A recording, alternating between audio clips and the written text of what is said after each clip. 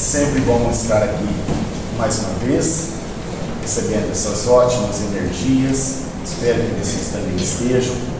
Agradeço a casa, a direção da casa por ter feito esse convite para estarmos aqui mais uma vez apresentando algum tema, algum trabalho, expondo sempre partes do Evangelho, sempre trazendo o ensinamento com bases nas leis de Cristo, com base na glorificação de Allan Kardec. E o tema que eu sugeri à casa, quando fez o convite, deixou o livro, eu já venho trabalhando com esse tema há algum tempo e resolvi trazer ele aqui. Ele fala da liberdade, que é o capítulo 10 do Livro dos Espíritos. Dentro desse capítulo existe um subtítulo que é a questão do livre-arbítrio. Então hoje vamos trabalhar em cima da liberdade e do livre-arbítrio. Como que ela é, como que ela funciona e como que ela chega até os dias atuais.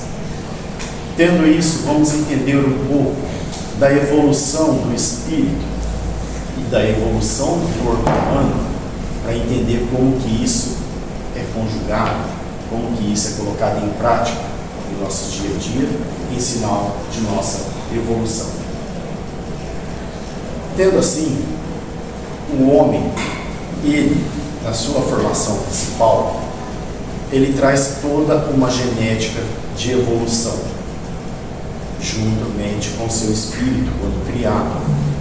Se pegarmos o homem primitivo, ele tinha seu cérebro base, ou tronco, que era o instinto animal, o instinto que era instintivo e parte sexual. Não tinha o sentimento. Evoluído um pouco mais adiante, ele passa a ter os seus sentimentos, não muito apurados ainda, que é o sentimento do presente.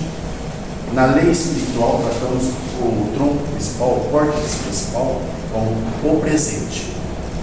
É esse presente que nos leva aos sentimentos.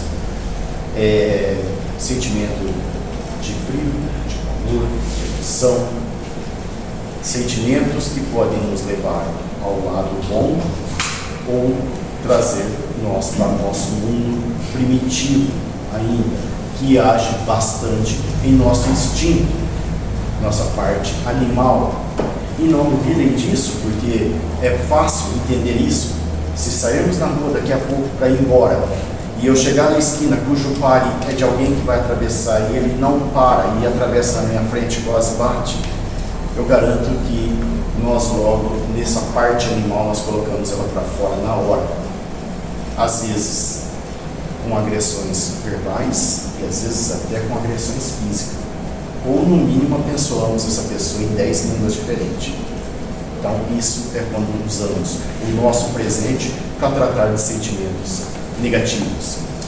E temos na parte mais evoluída do corpo humano, a partir do homens sapiens, o lóbulo frontal, que vem dos chakras, a parte do futuro, a parte da energia, da emanação de energia, a parte do futuro sentimento, e o maior sentimento nesse caso é o amor. Quando ele posto pleno e apurado, ele chega à sua angelitude. Então hoje estamos andando em direção ao pleno sentimento, mas como eu disse, usamos muito nossa parte presente hoje. Então quando estamos num momento bom igual esse da meditação, toda essa parte aqui nossa foi envolvida. É essa parte que nos leva a essa ser angelical. No momento estávamos todos concentrados com boas energias, esse é o momento. Mas nós não conseguimos ainda, devido à nossa evolução, manter isso, por assim dizer, 24 horas, no nosso tempo humano. Os seres angelicais, sim. Por mais que eles passem por momentos, eles não atingem mais o momento presente nem o passado. Eles não atingem mais a parte animal. Nós estamos parados no presente, que bons momentos como esse nos levam ao lóbulo frontal. E momentos maus nos levam a agir por instinto, como animais, na grande maioria, a perda de paciência com a própria família, enfim, no meio da sociedade em que convivemos. E essa evolução do lóbulo frontal é o que difere o ser humano de todos os animais, pois o único ser com lóbulo frontal é o homem. O que se aproxima mais ou menos próximo disso são os macacos, que tem um pouco mais avançado, mas ainda não chega à parte humana como nós temos. Então isso já é uma cotação de uma evolução para a angelitude, que é o que estamos buscando, na grande maioria. Por isso que aí o nosso planeta ele é feito de provas e expiações, e temos o mal ainda que prevalece, pois perdemos a paciência muito fácil. Não adianta falar, eu não sou bandido, eu não sou isso, eu não sou aquilo, mas nós agimos com negatividades em certos momentos, na grande maioria no dia a dia. É difícil controlar isso, mas estamos nessa parte da evolução. Então, quando o ser humano ele atinge essa parte a partir do homem sapiens, ele começa a viver em coletividade, ele passa a ter sua forma individual, porém ele precisa da coletividade. Todos nós precisamos viver em coletividade. Por mais que seja um eremita, viver nas montanhas, seja como for, ele não consegue prover sozinho. Ele vai precisar da ajuda, que seja da natureza, mas ele vai precisar.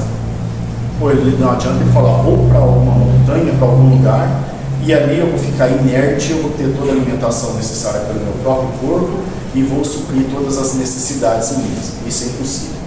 Ele vai precisar da natureza para suprir em alimento, em água, em comida, em abrigo, das intempéries da natureza, frio, chuva, calor, não consegue. Então o ser humano ele foi feito, todos os seres na verdade foram feitos para viver em coletividade. E a partir do momento que ele passa pelo lóbulo frontal, ele passa a ter seu livre arbítrio. Até então ele é um ser coletivo, individual, porém age ainda conforme todos agem. Um exemplo, vamos pegar seres individuais com alma coletiva, formigas, abelhas, algumas espécies de peixes, vivem em cardume. É um movimento constante, não adianta falar que um faz, os demais faz, porque você não sabe quem é esse um que fez. É o instinto deles, desde o seu nascimento até a sua morte, eles agem 100%. São seres totalmente individuais, porém vivem no meio de uma coletividade una, como se fosse uma alma só, igual ao ser humano. Mas aí a partir daí ele passou a ter o lóbulo frontal, ele passou a ter a sua individualidade plena, livre-arbítrio. Nos dias de hoje eu convivo em coletividade. Eu preciso da coletividade, mas eu tenho meu livre-arbítrio. Eu escolhi minha esposa, eu escolhi minha profissão, eu escolhi a advocacia, tem gente que escolhe a marcenaria, tem gente que escolhe ser pedreiro, açougueiro, não importa. Todos precisam de todos, porque se todos fossem iguais, vivíamos como eram as formigas, como é as formigas, como são as abelhas, precisando dessa coletividade. E a partir daí começamos a ter o nosso livre-arbítrio, inclusive na questão 843 do livro dos Espíritos. A questão é, tens o homem seu livre-arbítrio? Sim, muito mais do que possas imaginar. A partir daí, o homem, na sua formação genética, ele começa a trazer isso pleno, até hoje. Se entendermos a formação humana, até hoje revivemos e revisamos toda a parte de evolução do ser humano. Vamos pegar o óvulo quando fecundado, ele é fecundado por uma célula única, homozigoto, que vai se bipartindo e formando um ser. Quem já teve a oportunidade de acompanhar imagens de ultrassom nesse sentido, vai ver que a primeira imagem de um ser formado, ou a selfie, como estamos no mundo atual, assemelha-se ao corpo de um peixe. É um ponto esticado, com uma formação de um olho negro e com cauda. E vive em um ambiente aquático, líquido aminoático assemelhado aos mares. E o ser humano ele vai se desenvolvendo suas funções, seus órgãos, e quando formado, ele está pronto para nascer. E ao nascer, ele passa por toda a continuação da sua formação de espécie. Se pegarmos um bebê e colocarmos numa superfície plana, ele rasteja, como os primeiros reptilianos. Um pouquinho mais forte e adiante, ele passa a assumir a sua forma quadrúpede.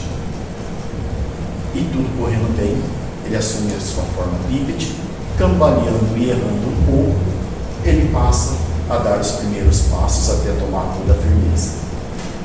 Isso é o corpo humano vivendo todo o seu estágio desde a criação, de como foi da parte humana.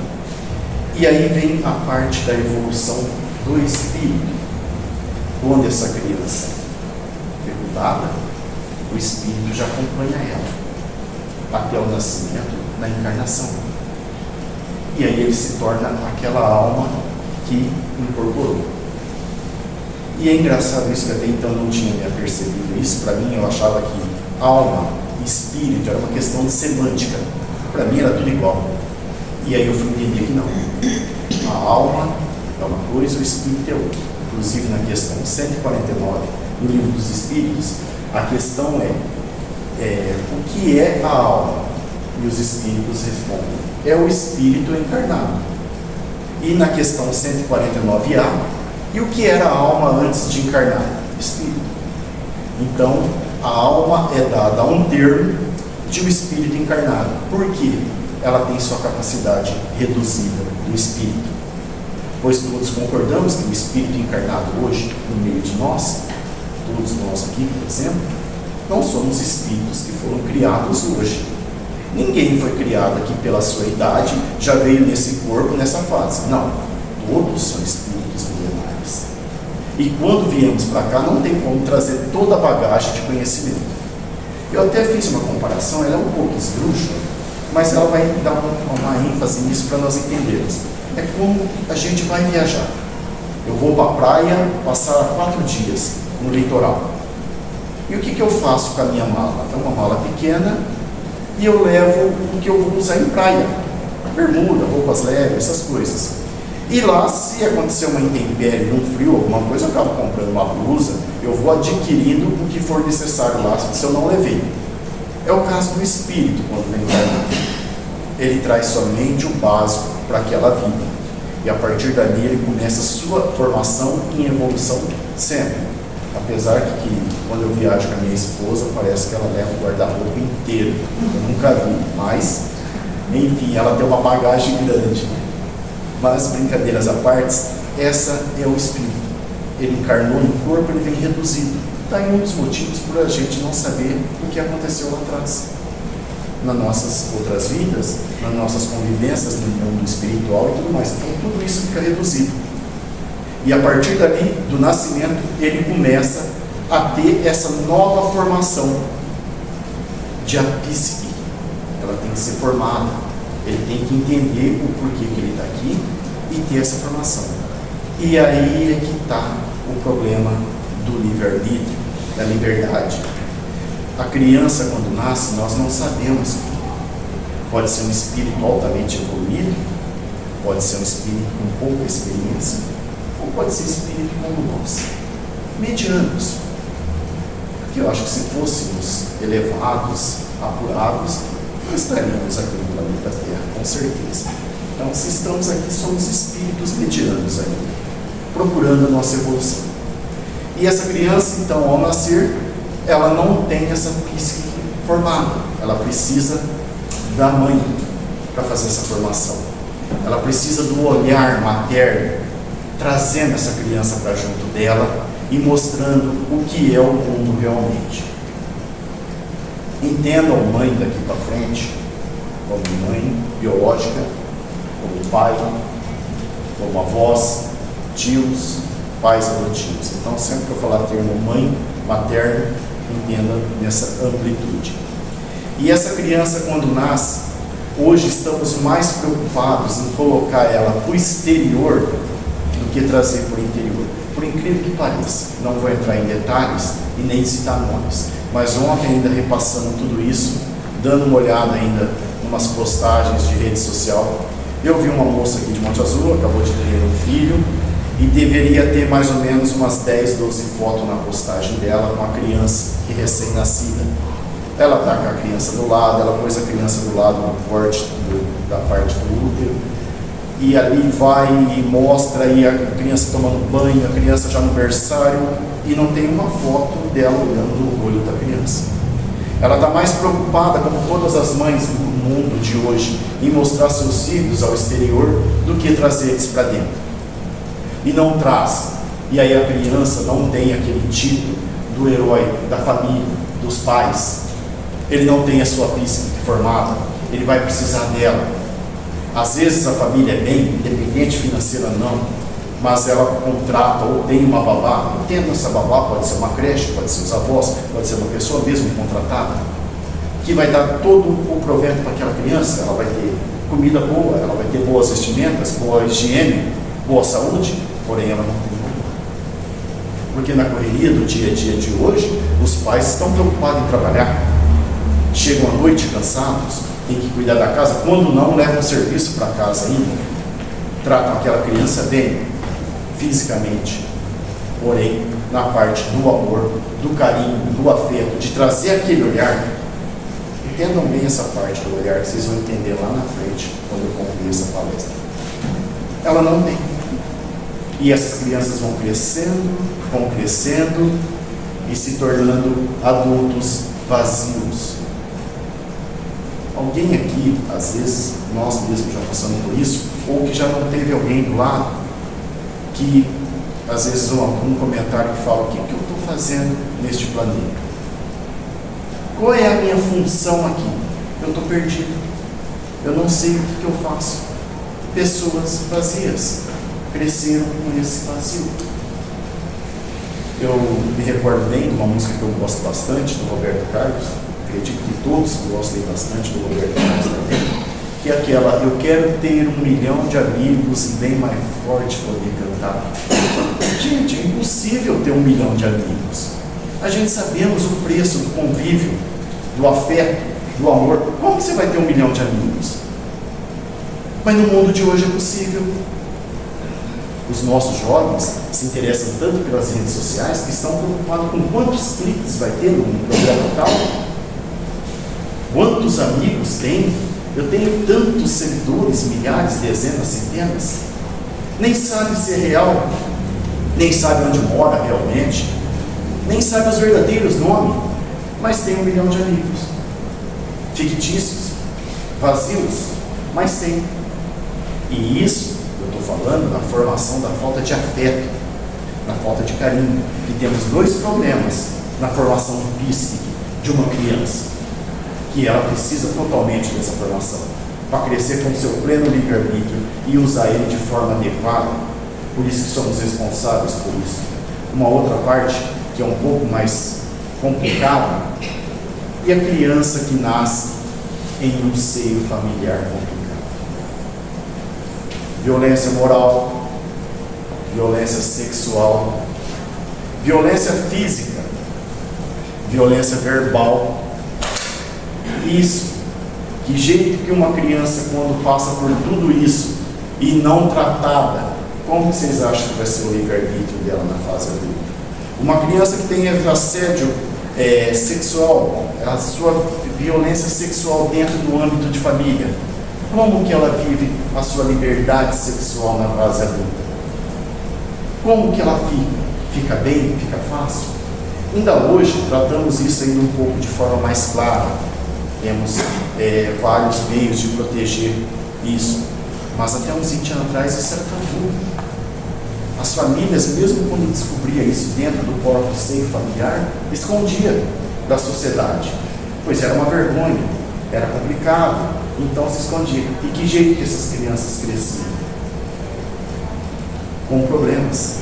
Vinham a ser problemas na fase adulta e às vezes gerar problema para a sociedade que ela tem que conviver em coletividade. Ela se torna um adulto que ela viveu no meio de violência de drogas, de uso constante de drogas, de famílias complicadas. Ele se torna um adulto que jeito? E aí, essa criança, ela não tem um livre-arbítrio formado. ela não tem a sua liberdade. E às vezes, quando não tratado, mas às vezes suporta a violência física, porque eu tenho até um exemplo, até fácil de falar. Ou você acha que todos é igual o Chico Xavier, porque quem conhece a história dele sabe que ele era espetado por garfo, que ele tinha que lamber as feridas do primo como promessa, e se tornou Chico, amável e caridoso, e perdoou tudo isso. É fácil outros demais igual nós, medianos? Eu acredito que não. Acredito que isso causa consequências sérias. E essas vezes ela não tem esse hábito de ser explosiva, de ser agressiva, e às vezes se encolhe e vai se esconder aonde? Onde? Dentro de lugares que não era para ter problemas disso. Um exemplo? Pedofilia no sacerdócio, tão comum, tão escandaloso, quantos e quantos casos. Mas não vamos falar só de lá. E os nossos casos de alguns médiuns que abusam disso? Esquecemos as histórias. Pois vem para cá para se esconder, vai para o sacerdócio para se esconder onde não tem, porém não teve tratamento. Aquilo vem à tona, não adianta. E um dom de uma mediunidade tão bonita, um trabalho tão interessante para o próprio espírito, ele acaba pondo tudo a perder e de forma complicada. E aí ele passa a ser uma pessoa problemática. Ele passa a trazer esses problemas para a atual sociedade por falta desse tratamento, pois ele não teve a sua infância. Alguns até dizem, mas pode ser obsessão. Sim, obsessão concomitante. Ora, se eu estou vivendo num ambiente complicado, se eu tenho minhas perturbações, qual que é a minha sintonia? A minha sintonia é com amigos de baixa moral, que vai me induzir cada vez mais, e vai me levar para esse ponto do espírito perturbado, até eu cometer esses problemas. Essa é a formação que temos que ter nos nossos filhos.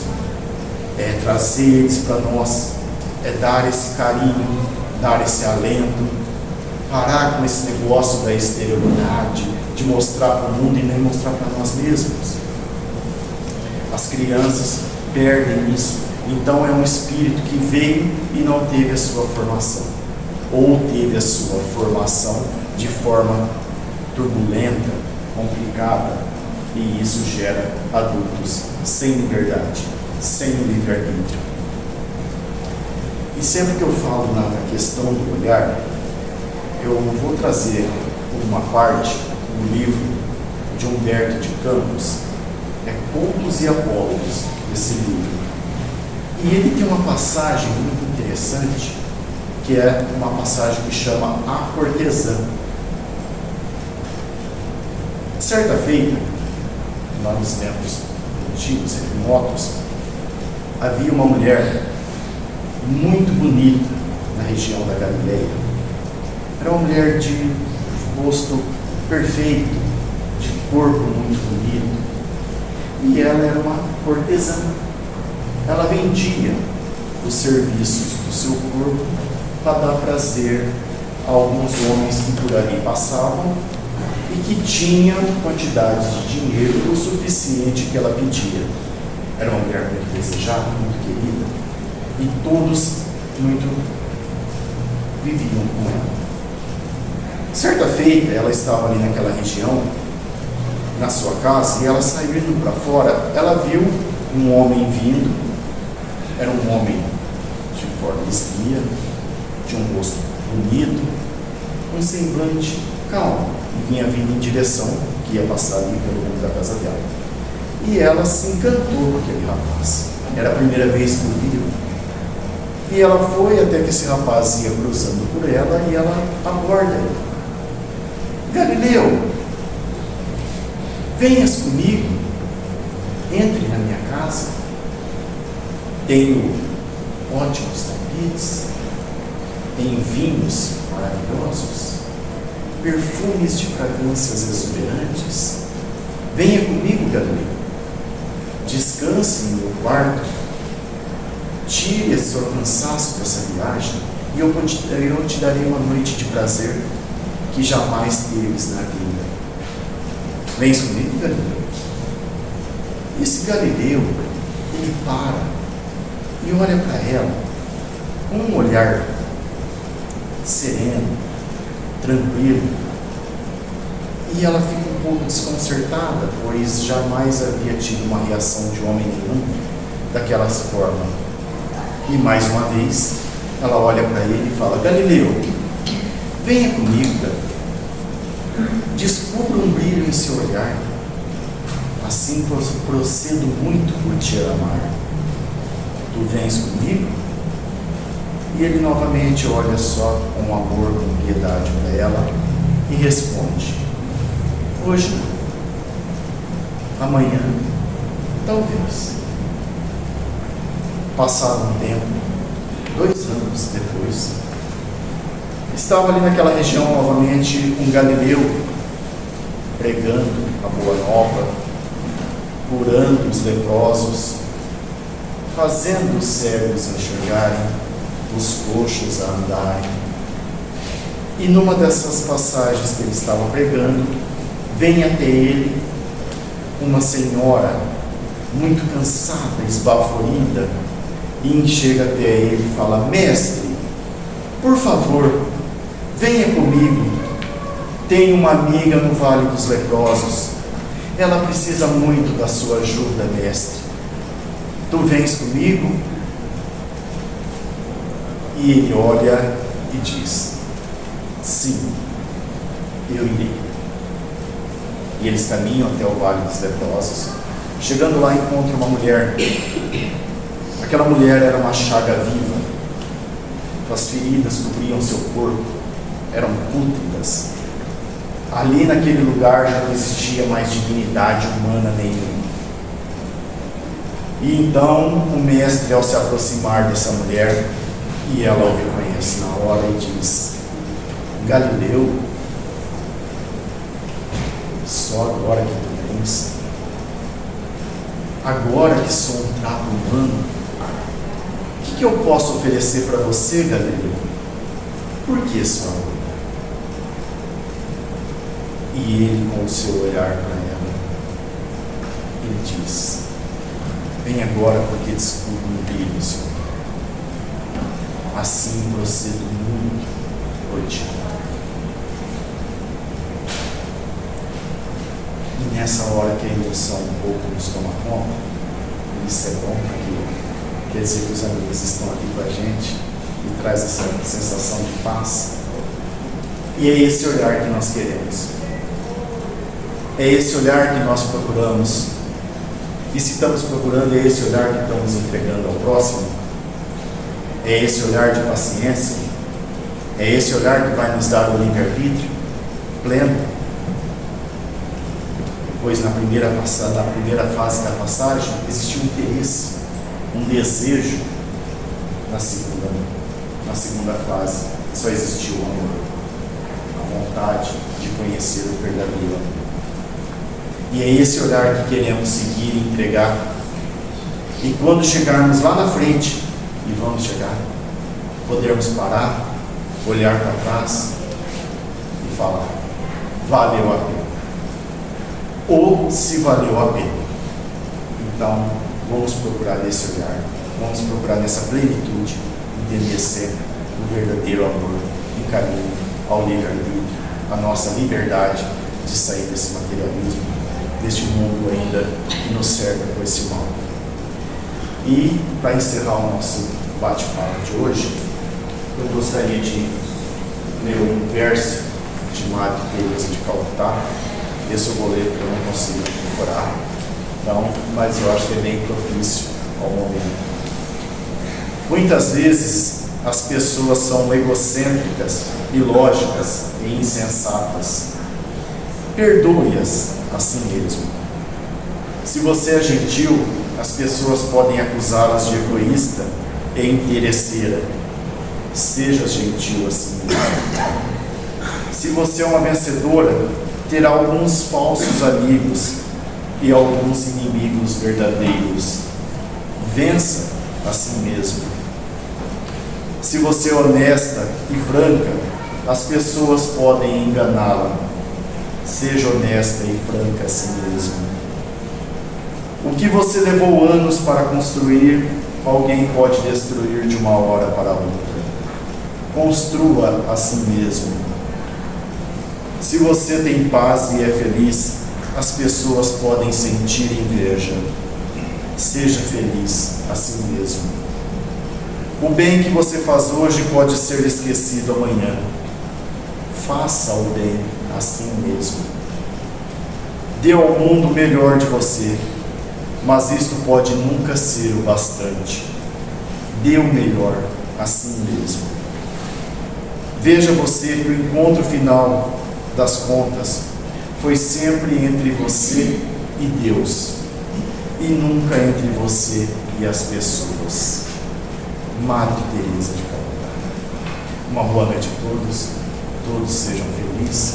Tenhamos um ótimo retorno e uma ótima semana, sempre confiantes no amor de Deus e sempre procurando o olhar dele para nos consolar.